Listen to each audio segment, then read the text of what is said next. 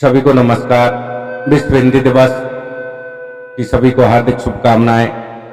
भारतीय संविधान की 8वीं अनुसूची में हिंदी भाषा को एक राजभाषा के रूप में अनुच्छेद 343 में कहमें दिया गया है कि हिंदी भारत की राजभाषा होगी और लिपि देवनागरी होगी। उसी दिन से और भारतीय संविधान में के लागू होने से पहले ही 14 सितंबर 1949 को हिंदी को राजभाषा के रूप में दर्जा दिया गया। ये इसका एक संवैधानिक इतिहास रहा है। भाषा के रूप में हिंदी अपने आप में एक अखिल ब्रह्मांड है, अखिल रूप से सर्वत्र विद्वान है। हिंदी की जननी भाषा संस्कृत को बताया जाता है, लेकिन संस्कृत की भी जननी भाषा हिंदी है, क्योंकि हिंदी का मूल प्राकृतिक और अपभ्रंश में छुपा हुआ था। और क्योंकि प्राकृत वह भाषा थी जो देसी भाषा थी, जिसे अंग्रेजी साहित्यकारों ने भारत में आके जब देसी भाषा संवर्धन के लिए कार्य किया, जो संस्कृत के जो ग्रंथ थे उनका अंग्रेजी में अनुवाद करना चालू किया, तो उन्होंने जो देसी भाषा थी उसको वर्नाकुलर कहा गया। और 1857 की क्रांति के बाद एक एक्ट भी आया था, वर्नाकुलर प्रेस्ट एक्ट, जिसमें देसी भाषाओं में लेखन पर प्रतिबंध लगा दिया गया था। और तो वो देसी भाषा ही हिंदी के जन्म की मूल है, वही जननी है, जिसको प्राकृत कह सकते हैं, बुद्धकालीन भाषा कह सकते हैं। प्राकृत के बाद पाली आई। पाली और अपभ्रंश में बुद्ध और जैन साहित्य लिखा गया है, वही हिंदी भाषा के मूल का जन्म का कारण रहा है। जो प्राकृत भाषा थी उसका शुद्धिकरण करके, उसका मानकीकरण करके, उसको संस्कारित करके संस्कृत के रूप में साहित्यिक भाषा बनाया।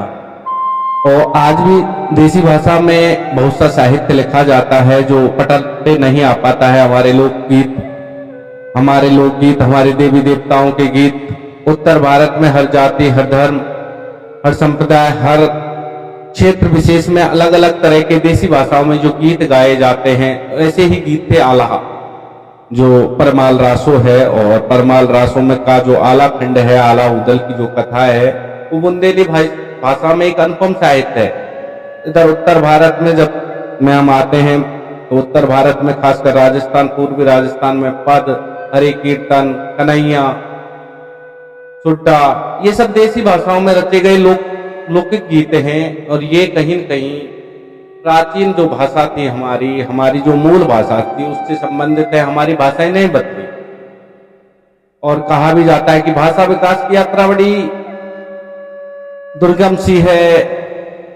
भाषा कहा जाता है कि एक कोस पे बदले पानी और 3 कोस पे बदले वाणी, यानी एक कोस यानी 3 किलोमीटर और 3 कोस मतलब 9 किलोमीटर पर वाणी या भाषा बदल जाती है और भाषा का रूप परिवर्तित होता रहता है। यही भाषा की विकास यात्रा का सबसे बहुत महत्वपूर्ण और प्यारा सा गुण है। और जहां तक खासकर हिंदी भाषा की बात करते हैं तो हिंदी भाषा अपने आप में एक विशेषता लिए रहती है, जो भारतीय संस्कृति की विशेषता से मेल खाती है। लगभग वही सी है कि भारत में जो आता है वो भारत का होके रह जाता है। ऐसे ही हिंदी भाषा में भी जो आता है, जो शब्द बाहरी भाषाओं के आते हैं वो हिंदी भाषा में हो जाते हैं। जैसे हम बहुत से दैनिक जीवन में उपयोग करते हैं, पेन, रेलगाड़ी, प्लेटफॉर्म, रेलगाड़ी, स्कूल, ऑफिस, कॉलेज, ऐसे बहुत से शब्द हैं जो देसी भाषा है तो अंग्रेजी या अन्य भाषाओं से लिए गए हैं, लेकिन वो हिंदी में आके हिंदी के हो गए। तो जो प्राकृत थी उसमें बुद्धकालीन पाली और प्राकृत में बुद्धकालीन साहित्य लिखा गया और बुद्धकालीन साहित्य को नगण्य कर दिया गया है, क्योंकि जो हमारे इतिहासकार थे उन्होंने थोड़ा सा दोहरापन का व्यवहार किया, क्योंकि इतिहास को उस प्रकार से नहीं लिखा। क्योंकि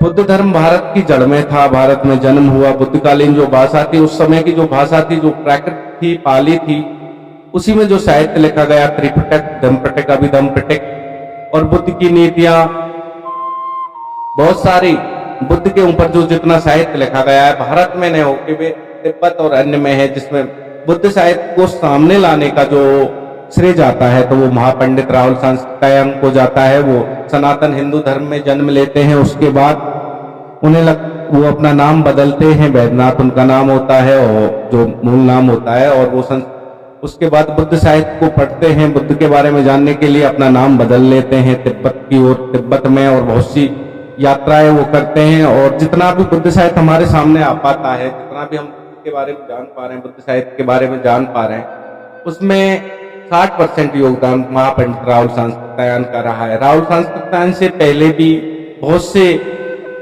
विद्वानों ने बहुत इस भाषा को समृद्ध करने का कार्य किया है, इसमें खोजें की हैं।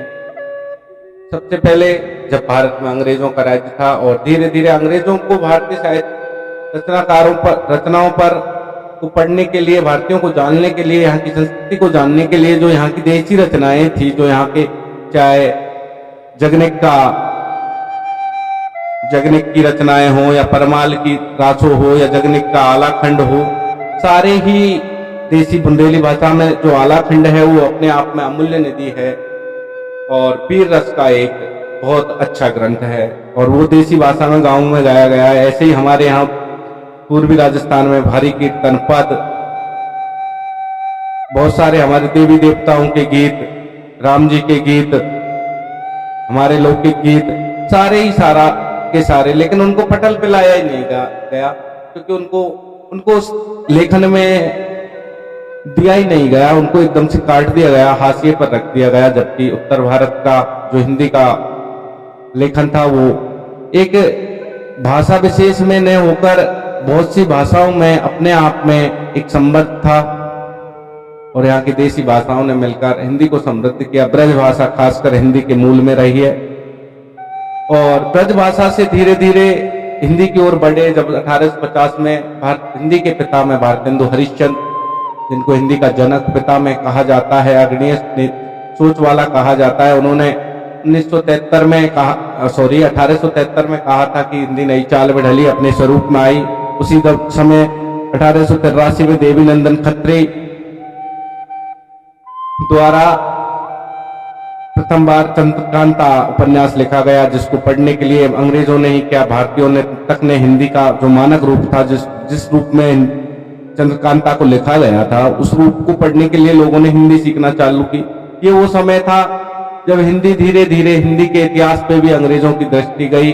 उन्होंने हिंदी के इतिहास लेखन का प्रयास किया और भारतेंदु के बाद द्विवेदी, महावीर प्रसाद द्विवेदी, जिन्होंने हिंदी साहित्य को समृद्ध करने का प्रयास किया, उन्होंने हिंदी के में शुद्धिकरण, परिमार्जन का द्वितीय युग में काम किया। उन्होंने हिंदी को एक मानकीकरण के रूप में एक कमेटी बनाई कि उसका मानकीकरण किया जाए। उसी समय कामता प्रसाद गुरु ने एक हिंदी व्याकरण लिखी। व्याकरण वह विधा होती है जिसमें किसी भाषा विशेष के वो नियम लिखे जाते हैं जिनके द्वारा भाषा को परिष्कृत किया जाता है, समायोजित किया जाता है, मानकीकृत किया जाता है, एक पैमाना निर्धारित किया जाता है। तो कामता प्रसाद गुरु द्वारा हिंदी के लिए व्याकरण, जहां तक है मुझे ज्ञात है कि 19वीं शताब्दी में तो कामता प्रसाद गुरु ने शायद 1909 की रचना है, उनकी 9 का प्रकाशन है, में सर्वप्रथम प्रयास किया। ये वो समय था जब प्रेमचंद अपनी लेखनी चला रहे थे और ये वो समय भी था क्योंकि 18वीं शताब्दी में ही वर्नाकुलर प्रेस एक्ट लगा हुआ था, तो देसी भाषाओं में लेखन का प्रतिबंध था। फिर भी प्रेमचंद लिख रहे थे, उनकी रचनाओं पर प्रतिबंध लगा। पहले वो नवाब राज नाम से लिखा, फिर धनपत राय नाम से लिखा, अंततः मुंशी प्रेमचंद के नाम से लिखा।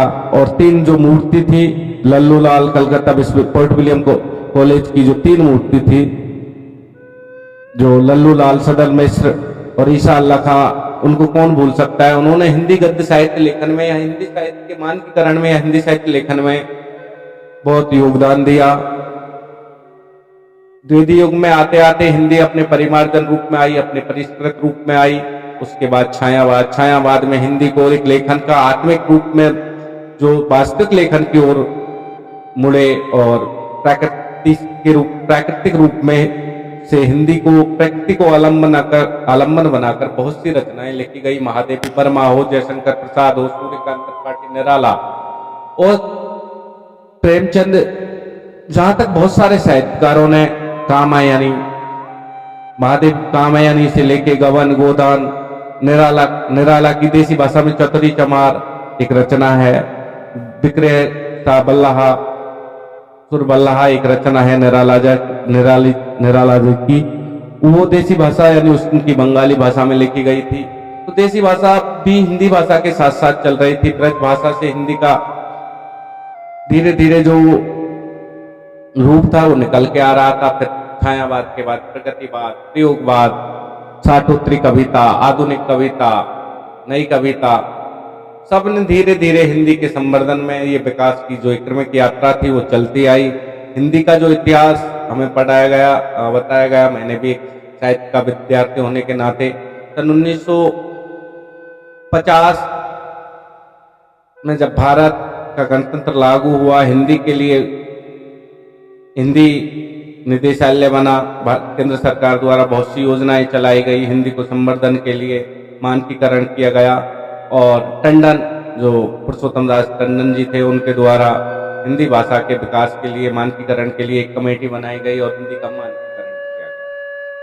मैं वर्णमाला में जब क्लास में पढ़ाता हूँ या बच्चों को पढ़ाता हूँ, कभी